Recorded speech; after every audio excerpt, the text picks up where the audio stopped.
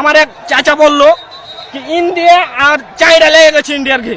আমি করছি তাহলে তো বাচ্চা দেখে আমার দেশের কাজে যে আমার যে বিএনপি আমল এটা তো কাজে লাগে, আমার দেশ যদি রক্ষা করতে হবে আমার দেশে এসে দেখছি তো ওরা কিন্তু টিএসএল বোম গুলি কিন্তু বিজেপিতে সব কিছু চালাইছে, বিএসএফ ইটকুল টিএসএল সবই চালাইছে। আমাদের বিজেপির একজনের আঙুল ফেটে গেছে, কাইতে গেছে, মানে 1 ইঞ্চির খন্ড লেগে আছে। বরের বাগানে মেলে গেলা গাছ কেটে ফেলে দিয়েছে, একজনের এটা একটা চোপ দিয়েছে, একজনের এটা একটা চোপ দিয়েছে, আমি সারা সাথে এটি পেটছে দিয়েছি, অনেক কোচে সবকিছু কেটে ফেলে দিয়েছে। বইয়ের বাগান দেখেন, আমার গেটে একটা দাদার বইয়ের বাগান আছে, একটা চাচার বইয়ের বাগান আছে, মানে সব বিশ্বাস করে দিয়েছে। এখন কি করবো, আর যে জ্বালাতে আমরা থাকতে পারছি না খুব।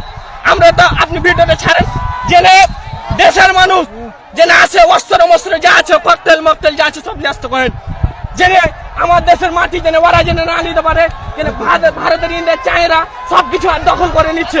সীমান্তে ইন্ডিয়ার জনগণ এবং বাংলাদেশের জনগণ এখন উত্তেজনা, তারা তাদের বোম মারছে এবং গ্যাস ছাড়ছে আর কি। আর বাংলাদেশের লোক লাঠি হাইসা নিয়ে আছে, বিডিআরকে সহযোগিতা করছে, চরম উত্তেজনা। আমার একটা বিষয় যে আমরা কখনো বাংলাদেশের মাটিতে তারাকে ঢুকতে দেবো না। আমরা যতটুকু রক্ত দিয়ে আমার দেশ স্বাধীন করেছি, এই দেশকে আমরা কখনোই ব্যবহৃত দিতে পারি, ভারতকে আমরা দেবো না, 1 ইঞ্চি মাটিও আমরা ছেড়ে দেবো না।